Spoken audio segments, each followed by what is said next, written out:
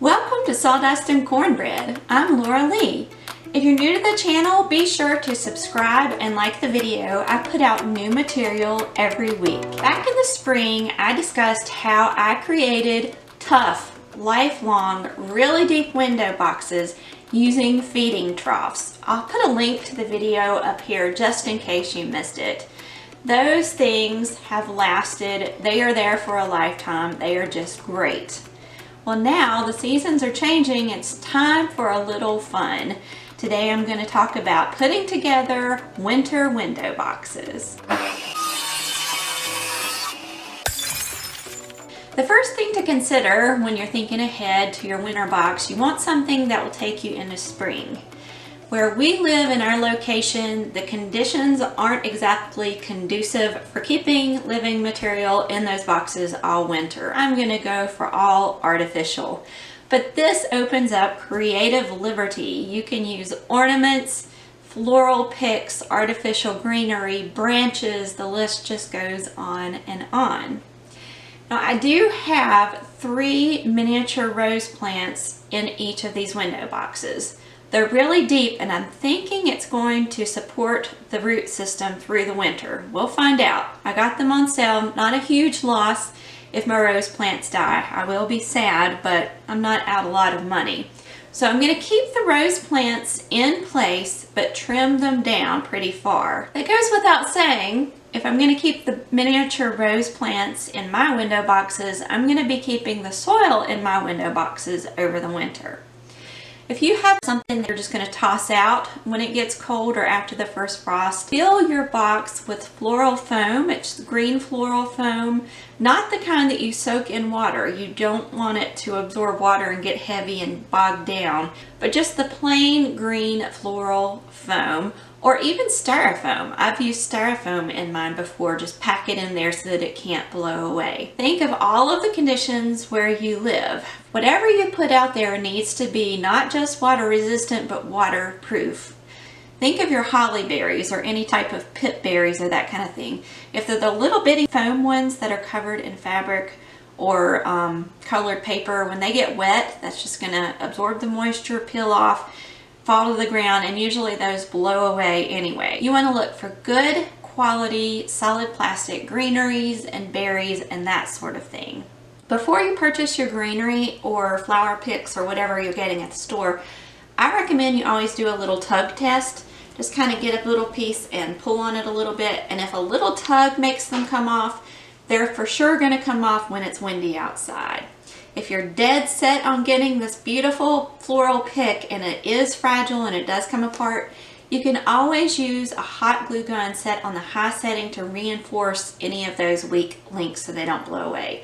For floral picks, you want to make sure that it has a good sturdy stem on it, 5 or 6 inches long, so you can really sink it down into the soil. You can always attach it to a piece of stiff, outdoor safe wire. Take floral tape and stake that onto your stem to reinforce it if it's one of the real flimsy, bendy stems, so that you have a good secure foundation and you're not going to lose the greenery. All right, with all of the precautions stuff out of the way, we can start having some fun designing our winter window boxes.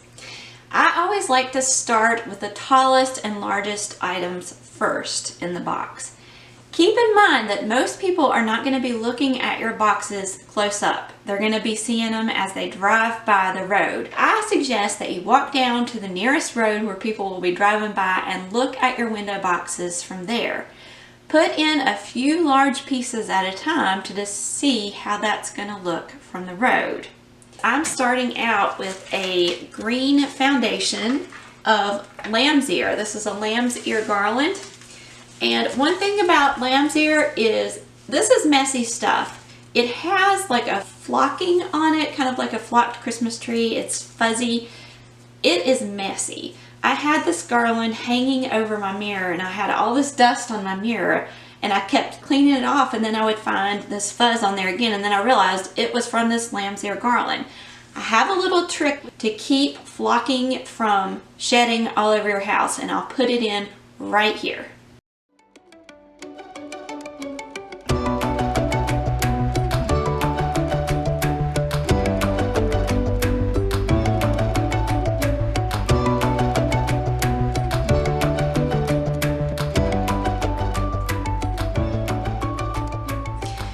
that helps a lot to cut down the shed on anything that has this fuzzy coating on it. So the foundation color, or the greenery base for my window boxes, is going to be this lamb's ear garland. Stay with big, chunky, sparkly, colorful, bright pieces that are eye-catching from the road. My tallest pieces this year are going to be these nice, sparkly holly berry sprigs. And inside my house, glitter is pretty much forbidden. Outside, it's a fairy dust free for all. The more sparkle, the more glitter, the better. Remember to keep your taller pieces in the back and get shorter as you go toward the front. I'm going to be using these white baby's breath sprigs. They're little baby's breath buds. It's a great neutral filler. They're solid plastic. You know, they're strong, they have a good strong stem. So that's going to be in there too as filler around these holly berry sprigs. I'm going to get some red berry sprays to fill in with a bright red color in front of that. And then I always like to add a little sparkle, a little dazzle to the window boxes, especially in the winter when everything's kind of died back. It's kind of a bland, almost a sad landscape. So to add a little bit of sparkle, I'm going to be using these beautiful faceted, they're acrylic teardrops, and they have a little hole in there to create some sparkle and dazzle for my window box. I found these at Hobby Lobby in the bridal section, and they are the most adorable little limbs. They're like branches, they're made out of wire, and they have these teeny tiny clear faceted teardrop beads on there. They are just precious, and they add a little bit of sparkle. Something small like this looks great up close or in a floral arrangement inside the house. But outside in the window box, it's just going to get lost. It'll disappear. You won't be able to see it from the road.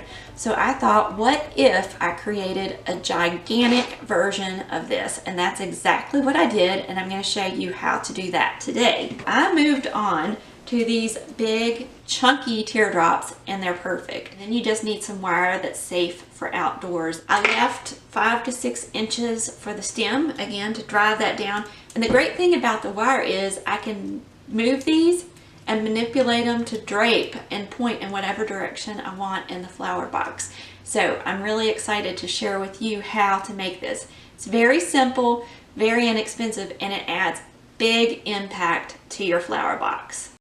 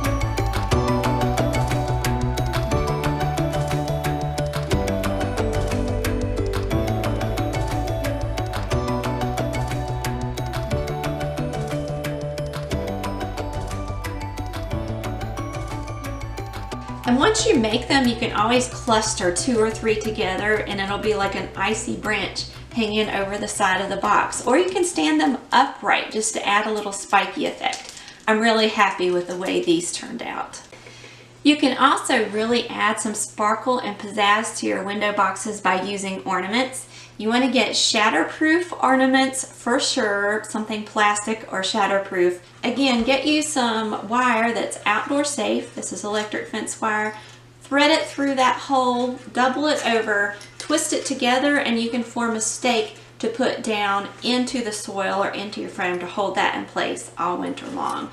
But ornaments add some whimsy, some sparkle, and they're just a really neat look for your flower boxes through the winter. They don't necessarily have to be Christmas ornaments. They can just be fruit. You can get fruit picks, lemons, oranges, apples. That would look really cute all winter long. And of course, one more fun effect to throw in there in your window boxes to add the finishing touch are some beautiful twinkly lights. These are so neat. They're weatherproof outdoor fairy lights, and I like the fairy lights because they're light and they're smaller and easier to weave through all of the greenery and picks and things in the flower box. The twinkle lights, the larger ones, are so big and clunky they tend to weigh down the artificial greenery, and they're not as easy to discreetly place in there. But I love these tiny little fairy lights. Another good thing about these is they have an automatic timer.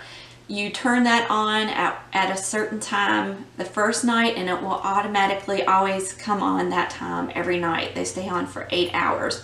So I don't have to remember to turn them on and turn them off. I sure hope you enjoy playing with your window boxes as much as I do. The best part is changing them seasonally. It kind of gives you a fresh start. You get some of those creative juices flowing, and it's nice to have a change of scenery. If you enjoyed the video, be sure to like it and subscribe to the channel. I put out new material every week. Thanks so much for joining me. I'll see you next week.